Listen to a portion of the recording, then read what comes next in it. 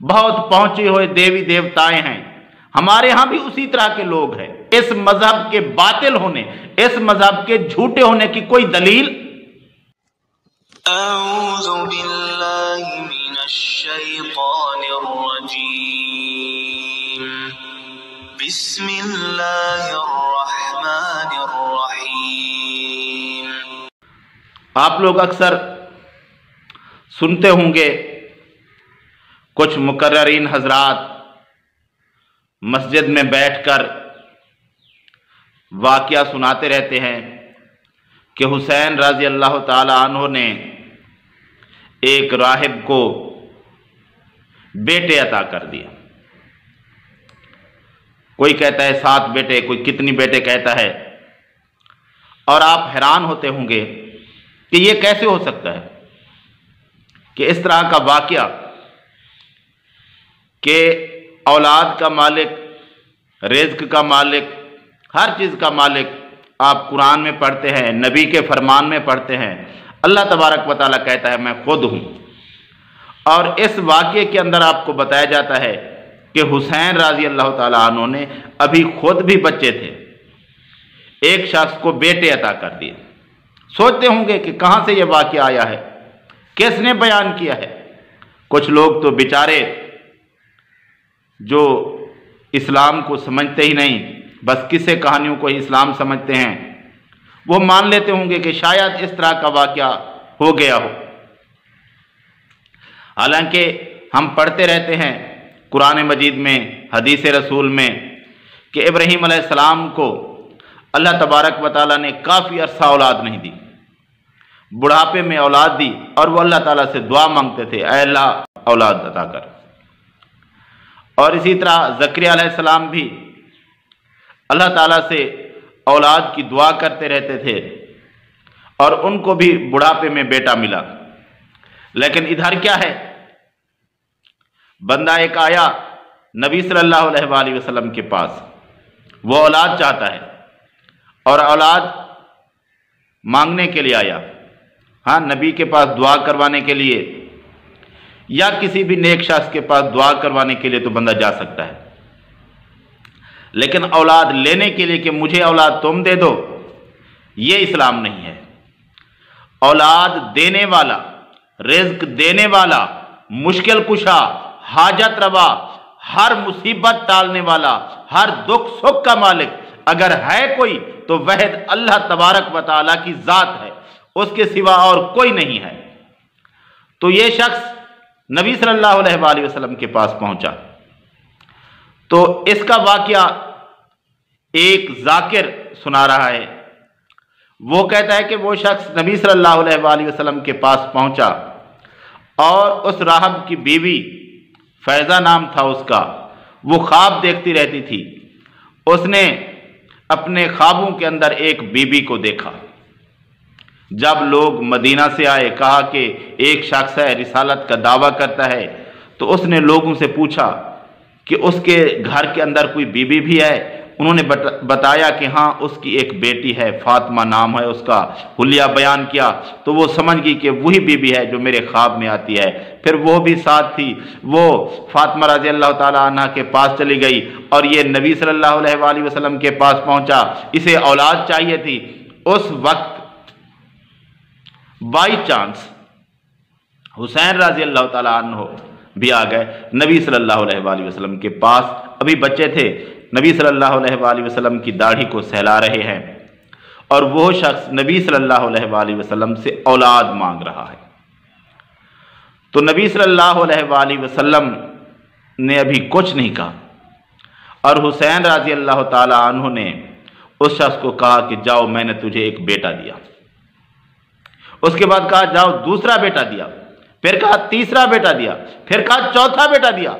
उस वक्त एक लौंडी भागती हुई आई और आकर कहा कि हुसैन रज़ी अल्लाह ताला अन्हु को रोको, क्योंकि उधर बच्चे रोक ही नहीं रहे। और रसूल के ज़ानू पे खड़े हो गए, रसूल के ज़ानू पे खड़े होके हुसैन रसूल की रीश मुबारक पे हाथ फेरना शुरू कर। जैसे कोई बच्चा बचपन में बुजुर्गों को प्यार करता है, वैसे बार बार नाना की रीश को प्यार भी कर रहे थे और रसूल का चेहरा भी छोड़ रहे थे।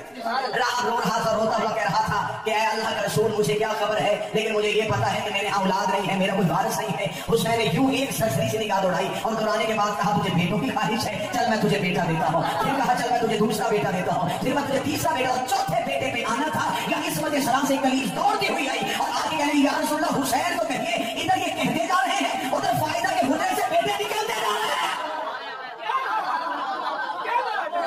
अरब किताब का हवाला मेरे पास मौजूद है, मदीना तुल मुहारब का हवाला मौजूद है। घर में जाके बेटे नहीं हुए, घर में जाके बेटे नहीं हुए। ये बीबी हामिला होने के बाद बच्चों को जन्म नहीं देती रही। हुसैन कहते रहे बच्चे हुजरे से बरामद होते रहे, हुसैन कहते रहे बच्चे हुजरे से बरामद होते रहे। अब मुझे बोल के बताओ, जिसकी अता नादर होती हो वो कभी पैदा नहीं हुआ। यानी हुसैन रज़ी अल्लाह तआला अन्हु कहते थे और उसी वक्त उस औरत को बेटा पैदा हो जाता था। ना हम्बल, ना कोई बात, ना कोई और चीज। पर दूसरी दफा कहा, फिर दूसरा बेटा पैदा हो गया, फिर तीसरी दफा कहा तीसरा बेटा पैदा हो गया, फिर चौथी दफा कहा चौथा बेटा हो गया। यानी ये बेटे ना हो, खिलौने हो गए जो इस तरह बस आ रहे हैं। ना कोई मियां बीवी आपस में उन्होंने वक्त गुजारा, पहले बेटे का कहें नहीं हम्बल तो होगा ना, कहें तो सही भी बाप की तरफ से हो गया, लेकिन उसका हम्बल तो ठहरेगा। उसके बाद बच्चा पैदा होगा 9 माह के बाद, या कुछ अरसा जल्दी डिलीवरी हो जाए, और फिर दूसरा, तीसरा, चौथा या आगे कुछ बेटे वो एक साथ आने शुरू हो गए। जैसे कहते एक बेटा आ गया। हालांकि सिवाय आदम अलैहिस्सलाम के, जिनको अल्लाह तबारक व तआला ने खुद तख्लीक किया, और ईसा अलैहिस्सलाम, उनको अल्लाह तबारक व तआला ने बीवी मरियम के पेट से मुअज्जाती तौर पर पैदा फरमाया, तो उसका भी हम्बल ठहराया, उसे भी ऐसे नहीं पैदा फरमाया। और इधर ना कोई हम्बल ठहराया ना कुछ, फिर इधर से अलग ही दे देते। फिर मां से क्यों आए, बाप तो वैसे भी गया, बाकी बच्ची मां बनाने की क्या जरूरत थी। उसको कहते ये तुम्हारा बेटा, ये तुम्हारा बेटा, ये तुम्हारा बेटा। अस्तगफुरुल्लाह। अब आप कहेंगे कि ये कैसे हो गया, तो ये इसने सुनाया है। इस तरह के वाकयात जब आप सुन लें, समझ लें कि यही शख्स झूठे हैं, यही फितने हैं जो लोगों को गुमराह कर रहे हैं, जो मुशरिकीन को, जो अब तक लोग मुशरिक हैं, बुत परस्त हैं, उनके मजहब पर ठहराए हुए हैं, यही बता रहे हैं कि तुम्हारा मजहब और हमारा मजहब एक तरह का है। तुम हिंदू हो, हम मुसलमान कहलवाते हैं, हम और तुम एक हैं। तुम भी कुछ खास लोगों की पूजा करते हो, तुम भी ब्राह्मणियत के कैल हो, हम भी इमामत के कैल हैं।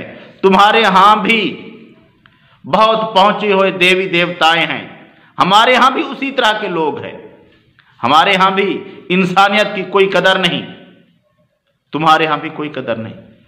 हमारे यहां भी जात बिरादरी का ताल्लुक है, तुम्हारे यहां भी जात बिरादरी का ताल्लुक है। तुम में और हम में क्या फर्क है, तुम हिंदू हम मुस्लिम, बस बात यही है, हम एक ही हैं। यही बात मुशरिक को मुशरिक होने पर पक्का रखती है कि जब इस तरह के लोग मुसलमान कहलवाते हैं और कहते हैं कि हम जन्नत के हकदार हैं, तो फिर उस तरह के लोग क्यों नहीं ठीक हो सकते।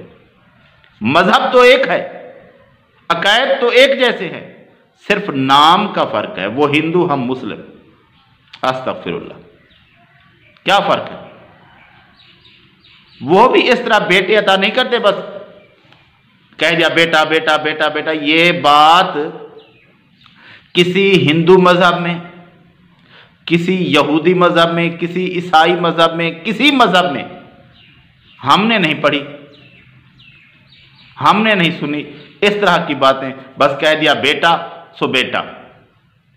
ये अजीब मजहब है। फिर कहते हो कि इस मजहब के बातिल होने, इस मजहब के झूठे होने की कोई दलील, इससे बढ़कर और क्या दलील हो सकती है कि जो इस तरह के किस्से कहानियां घड़कर सुनाते हैं। इस तरह का मजहब, इसका इस्लाम के साथ कोई वास्ता नहीं हो सकता।